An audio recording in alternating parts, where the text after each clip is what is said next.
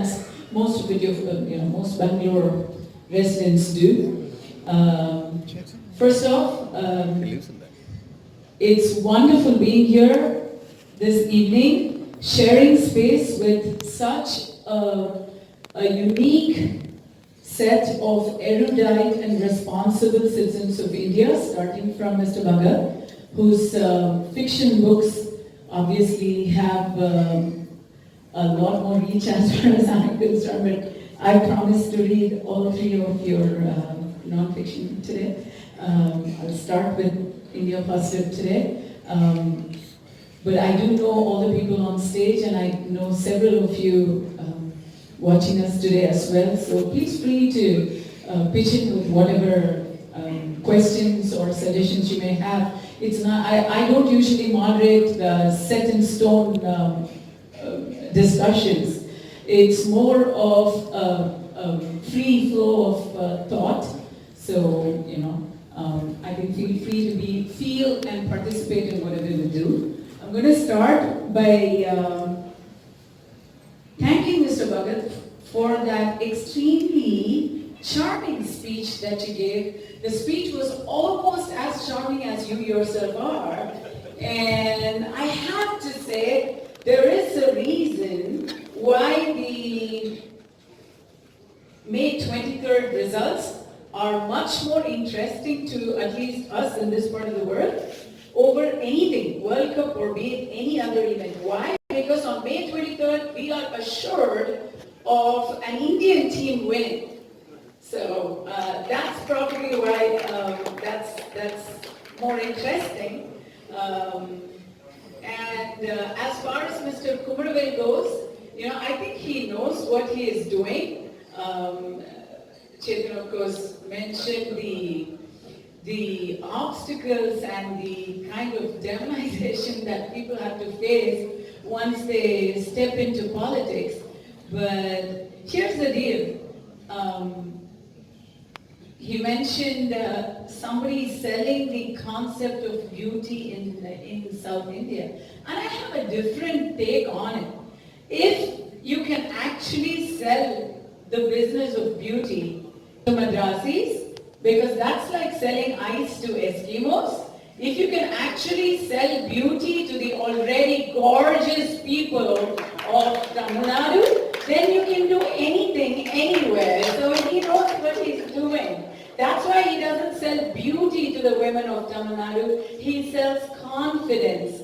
I have to admit, I've never been to a beauty parlor. I'm an actress. That's what I do for a living. We have to look certain ways, and I've never been to a beauty salon till Naturals came around. And even that, after I met Mr. Kumaravel, only because there are little services that he offers that don't involve reshaping my eyebrows or telling me that I have to be a certain skin color. He I think, brings out, I think most of us women like to go to a natural salon because they tell us, why do you need us? You're already so pretty. So, anyway, thank you so much, and I think he knows what he's doing. I'm looking forward to seeing what his positive thoughts are. You've already told us a lot. So I'm going to maybe start with the others and then come last to you. But quickly, before I say anything else, I want to give a shout out to Michelle. Michelle, you're the perfect representative of what Tamil Nadu is going through today. At least on May 23rd, they just have to look at you for all the questions we have. Look at her. She's this beautiful, beautiful representation of femininity, clad in complete saffron with a hint of black as well. Black shirts or saffron, that's the whole point, right? You should come for this. That's a really clever one. So Michelle, which one are we? Right now I'm looking at majority saffron. Is that what you feel? Is that something that you're symbolizing? Positive politics, whichever way. Whichever way, black or saffron. Positive. Yes. Black or saffron. That's pretty much the question I'm going to start with in today's discussion. So I'll start with the other saffron guy in our midst, Mr. Narayan Tirupati, spokesperson of the BJP. But first, this is a question kind of putting forth to everybody in the hall and everyone listening to the speech is, as Mr. Chetan Bhagat clearly detailed, in 1947, we started out with nothing or even less than nothing. We had been marauded by successive waves of invaders and colonists. So we started at a very, very arguably probably the lowest point of our history in 1947, except for the infrastructure that the British left behind for us. And then we started with a dream of a sovereign, socialist, democratic republic. The dream also included secular ideals after 1977. So with the dream of a sovereign, socialist, secular, democratic republic, promising justice, liberty, equality, and fraternity to all, where have we come in 72 years? In comparison to our neighbors who started pretty much on the same day, where have we come in comparison to Pakistan? And that's a very easy question and a very nice question to answer. We've done really well compared to our neighbors. India is the top performing economy as well as democracy in South Asia. So we've done really well. But then, where have we come in comparison to China? Now that's a question not many people want to answer or can answer, because as a democracy, we have progressed manifold. I mean, there are many things that we can't deny. At the time of independence, we were producing 50 million tons of food grains, and we produce 5 times that now. Today, we are arguably the 6th biggest economy in the world in terms of GDP and our contribution to world GDP. So we have come a long way, but at every point, the question is, what we have achieved through voluntary compliance. Our neighbor, China, has leapfrogged into development by using a completely different approach. So now, which is positive politics?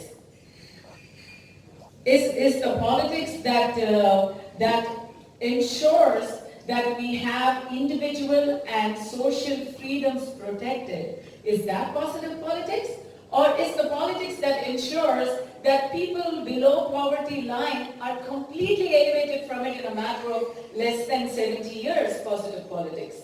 Which is the questions that we need to be addressing now going forward. See, first of all, undoubtedly, this country is the best country in the world. There is no doubt. You cannot compare Pakistan and China. Because the democracy what we have in the last, say, 72 years, definitely no country in the world will have this kind of democracy. And we are to be proud of that. See, when you talk about Pakistan, definitely you cannot compare India, because in this country, the majority of the people are very tolerant. When I say majority, don't mix religion into it. Okay. So, because this country is very peaceful, because this is a country where tolerant people are more. And in Pakistan, it is not so. You cannot compare China, because China is a country where development is there, but democracy is not there.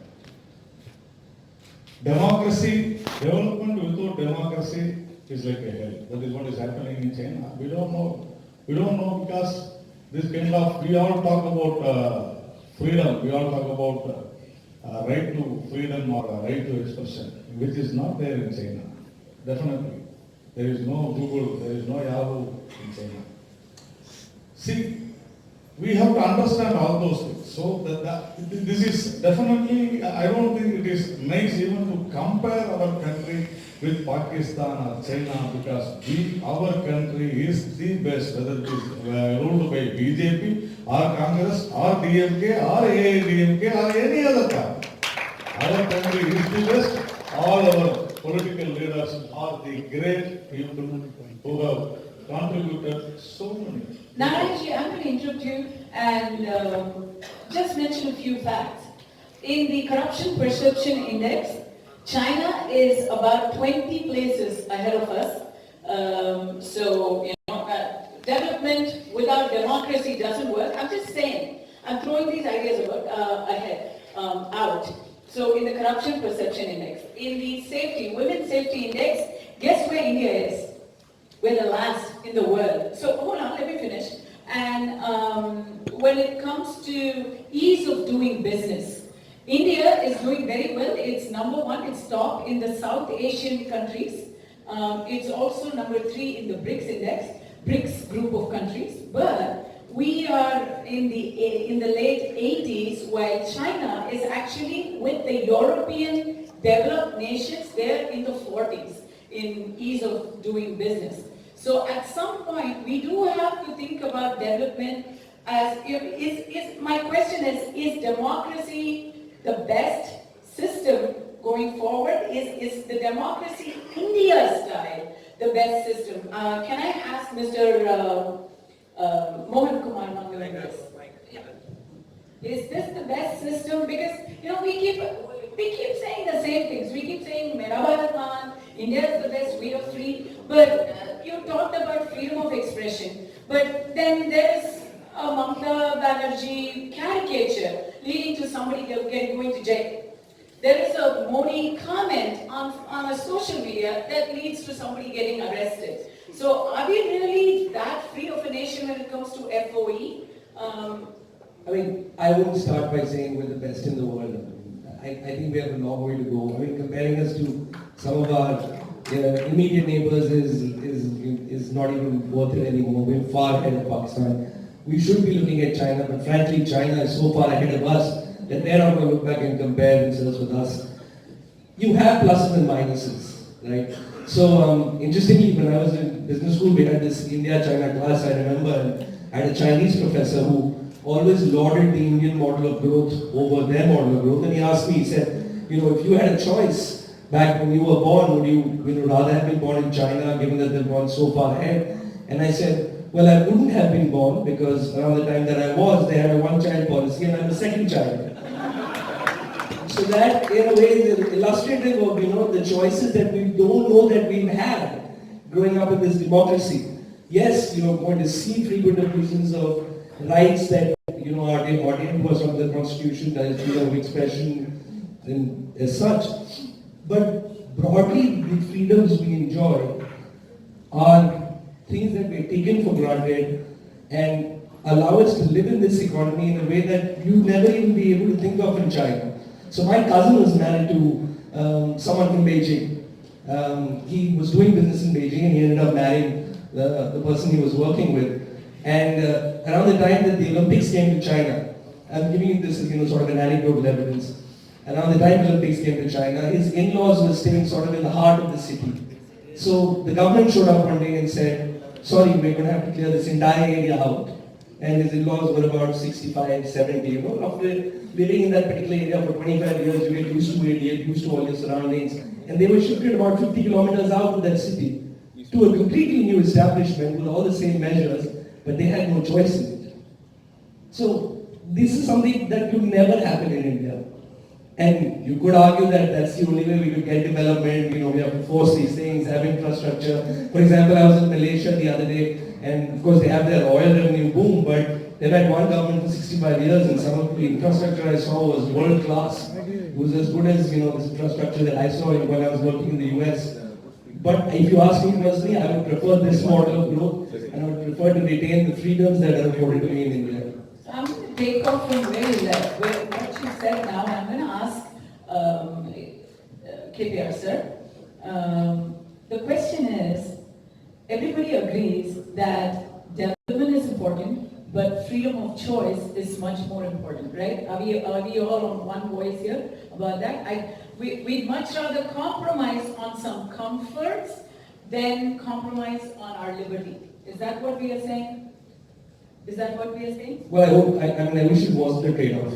I wish there was no trade-off, and I don't think necessarily the trade-off is in that sense, that it's one or the other.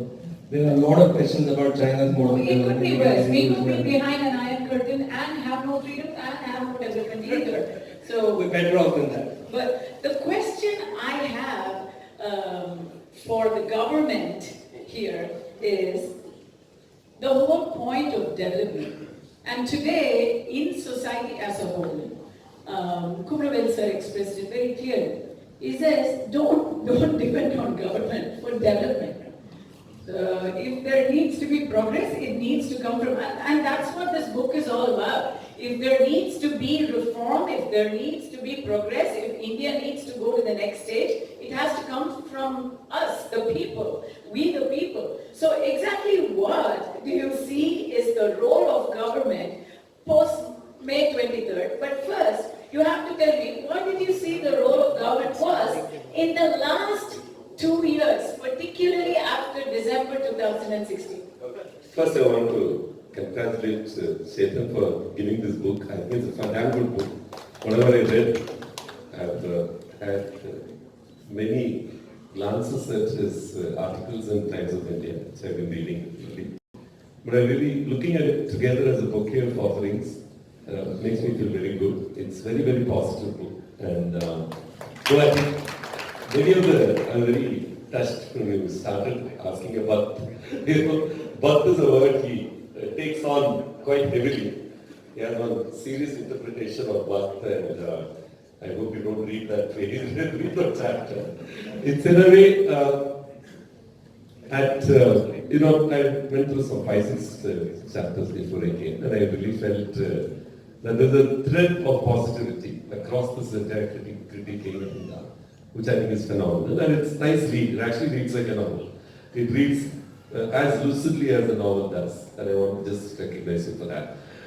Talking of China and positive politics, I mean, with Kasturi, it started off, I was finding it quite funny to see a comparison with, politics there as it is evolved in China, as you know, has a very different geopolitical set of events which have led to China as it is.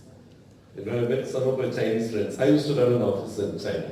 One of the first HR companies to set up office in China. Struggled to do that quite heavily. And they actually believe that they are a stronger democracy than India is. When I meet many of them, they have 98% votes in their elections. But when it comes but when it comes to the Communist Party election, it's very vigorously fought. And it's really grassroots onwards. See, the democracy you see in the Indian political parties, most of the parties included, including BJP, which among the lot, at least has a semblance of elections from the grassroots level. But I think most of the other parties, you don't have elections, to take and lead up to the top order. Let me come. I'm saying, let me come back to the China story. So Chinese actually believe that their democracy level within the party is so strong. They actually have 5-6 contestants for a local branch election of their party. So for them, positive politics really mean that you become a good communist member. You become a good member of the Communist Party of China. That's what they believe. And they have their own brand of positive politics within a large structure, which could be very crippling when we see from outside. But you see inside the Chinese model, they are on a testosterone, as you call it. They've been fed with that drive. They want to be number one in the world, kind of a thing. The kind of depth to which they've gone in to penetrate that theory that they were number one in the world and they want to be number one in the world again. Is that a voluntary vigor among the people of China, or is that their official stated policy? No, very interestingly, I don't see, most of us when we encounter them in business, we see them very controlled from somewhere, kind of a thing, even when they speak. But when I actually looked there in China and saw some of them, I could see a great difference between, whether they were indoctrinated into thinking in a certain way or whatever, especially after Tiananmen Square, the Tiananmen Square or whatever, when they were raised to death, many of them.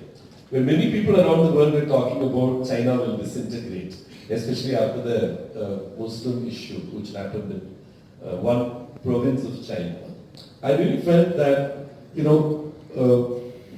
much of the model that they have may actually be very stable. I don't see, them breaking apart or anything like that. And I see the youth really coming in to take positions of political power, which to them does not happen in a popular election. It happens in a party election. Let's focus more on Tamil Nadu. No, since you started with China, oftentimes we tend to, compare, some of these models and when we talk about our own democracy. So coming to May 23rd and...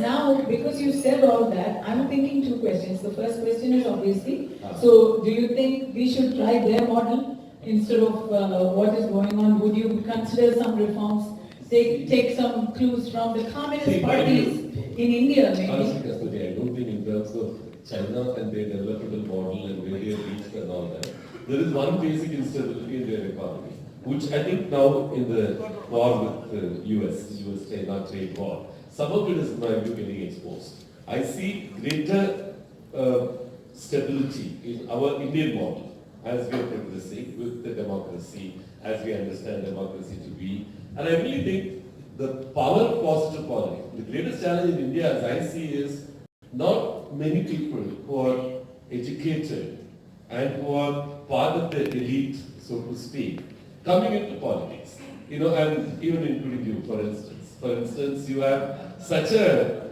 relationship of in now, out now kind of a model. And there are many of them like you, who could actually, come into politics, but who will not, who will just stay there, take another different roles. And I think there are many of them in India. We need some watchdogs as well I know. for the entire process. Yeah, Some people have to be outside of the system. And I think there are far too many of them who are outside and pointing fingers, in my view.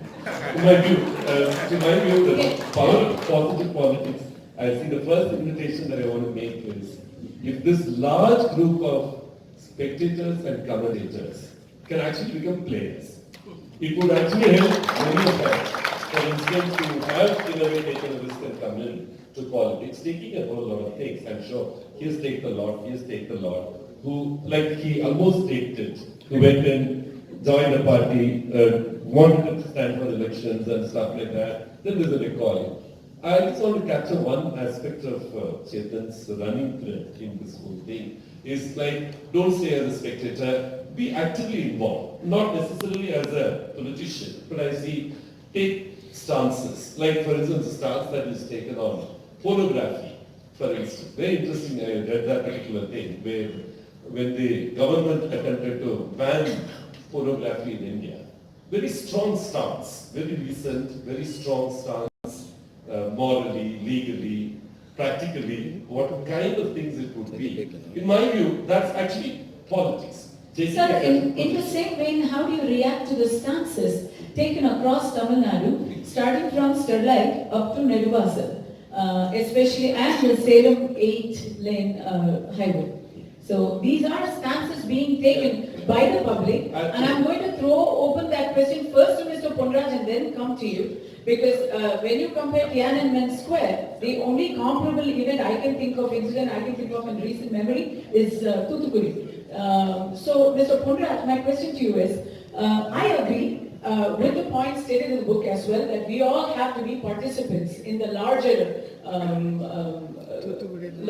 reform that we want to see, and we have to be the change that we want to see. But as the founder and coordinator of Vision 2020, as somebody who has been a very, very prominent activist, do you find going and being that change that practical in real life? See, in India, if you look at, we are in a democracy.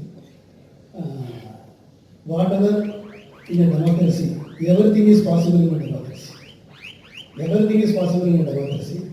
That is why the ups and downs both are possible. If you look at the China and India, the comparison. No more China. No, I have a point to make, because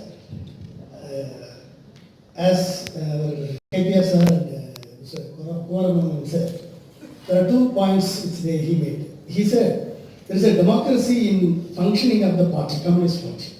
when Dr. Kalam and myself went for a World Economic Forum in Beijing, we met the energy minister. Dr. Kalam asked one question to the energy minister. He said, how your political party is functioning? He said, we have a political institution. Anybody who wants to become a member of a communist party, he has to go through and he has to clear the exams and get a degree, then he can become a member. Then only they will fight with the democracy. That is another point. He mentioned, okay, China is very forthright in destroying and taking decision and throwing the people out. We also do same thing in India. We also do same thing in everywhere. So, in all the democracy, we are able to vacate the people. We are not good at rehabilitation. We are not good at compensation. There are many people who are not paid a compensation, even NLC, insane. It is still a story. Okay? This is, so the democracy also there is a evil, and there is a communism also there is a good thing. So, it is a question of the leadership. You look at it. If you compare to China and India, we can certainly compare China with India because we are first, we are head on to China with the population. Okay? Second, we are head on to China with the democracy. That is, we are head on to China with our democracy. Because with democracy 70 years, the democracy brings a great, the hope of the people become live every 5 years. That is, we are head on to. We will witness in 23rd also, May 23rd also. Okay? The second. The third one, we are head on to China in finding a water molecule on the moon. When China failed 6 times, India achieved in first time. We are head on to China. The third one, if you look at it, in rice productivity, China per hectare productivity is 6 tons per hectare in China, but India's total productivity is 3 tons per hectare. In Tamil Nadu, whoever the farmers follow SRI, the 7 tons per hectare, we are head on to China.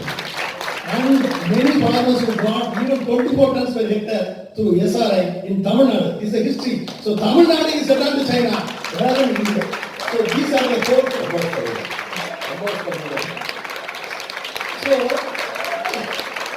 So we feel proud that we are nowhere. Are we going to give credit for the agricultural progress of Tamil Nadu to Wait a minute. one scheme only?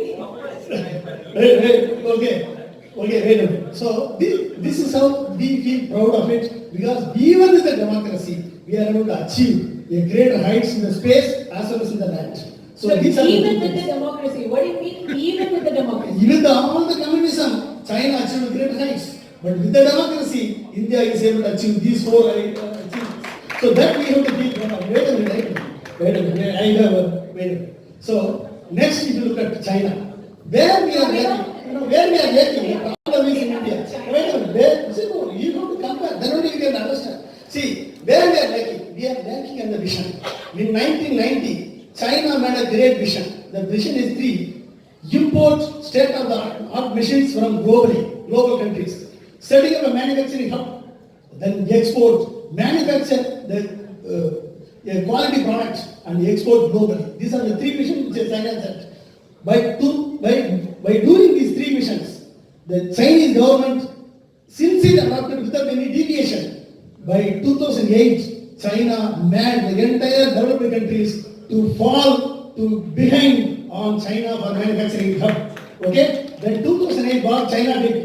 China did 1 point. They said, transfer all your IPR to China, then only you will manufacture. None of the developing countries could do anything. They fall on pride. 2008, they made it. Today, America is crying that China is infringing on IPR rights. We will tax on you. We will put 25% tax. This is the war between America and China.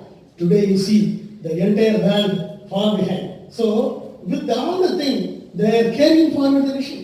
By 2002, when Vajpayee government has initiated interlinking of rivers, at the same time China initiated interlinking of rivers. Today, in 2015, China connected Yangtze River from south and north. 2,000 kilometers they connected the rivers. India could not do anything. The interlinking of rivers, what they have initiated. Today, BJP manifesto says, we will form again a committee. So after 19 years, we are forming committee after committee. That is the problem. So, farmers could not even believe that the Indian universe is possible. That is impossible. So how can we say that? So the vision, how a government, successive government, after democratically elected by the 1 million people of this country, you do not follow the vision, but you follow one thing. Whatever P. Chidambaram has created GST, BJP implement sincerely and make the people suffer. Whatever the party politics prepare the Congress, BJP implements properly. Instead of that, if you follow development politics, certainly India will be better. We make this into a completely political debate, or we try and say on point. I mean, it's a little bit too much. No, first, I also have one question, sir. I think you completely digressed from, you made your point, but the point I'm looking for is, I have a question for you, just answer very, very briefly, okay? We are talking about China's vision and how they are implementing it. Let's say, today, in Tamil Nadu, what I know I'm going to ask you, in Tamil Nadu, the national government has a vision. It's an 8-lane highway. They have a vision about a hydrocarbon. Now, you are against those visions as a person, as an organization, and as a representative of your people, right? See, it is not, now, if you create 8-lane road, what is you have to see the purpose of it.